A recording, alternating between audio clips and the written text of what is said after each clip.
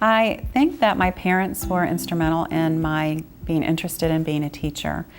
My mother was an avid reader, and my father was interested in science and engineering and the natural world.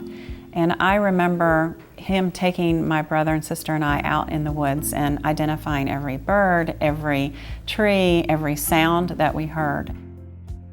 This is a job that maybe you wake up and you're not having the greatest start to your day, but as soon as you walk in the building, you feel an energy from all of the students and your colleagues, and then when you get into your classroom and start teaching, your whole day changes.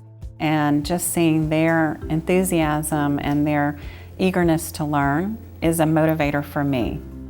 She is going to go above and beyond to do what her kids need to be successful in life. She just wants to be the best that she can. She wants to learn as much as she can learn, and from the things that she learns, she wants to bring those opportunities back into her classroom to educate her kids and to make them be successful students. I am also a student right now. I am a student at the University of North Carolina at Greensboro. I'm a doctoral student. My focus is on science education and specifically intrinsic motivation. And what I use in my classroom is a specialized type of personalized learning called gamification, and gamification is using game-like thinking and dynamics to promote intrinsic motivation.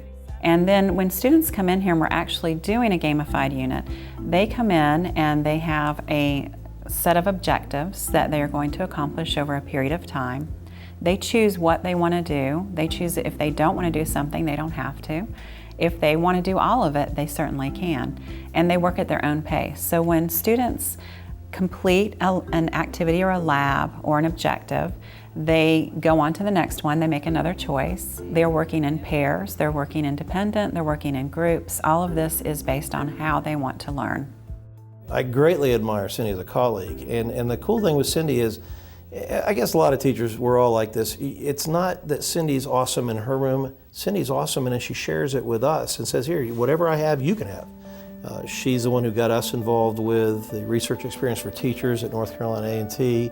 Then she turns around and pushes that into her daily practice as a teacher. You know, it's so exciting to come back and talk to your kids about, hey, over the summer, this is what I did. And the kids are like, oh, that sounds so cool. And Cindy's always doing something like that. They remember the above and beyond. Like, they will remember gamification.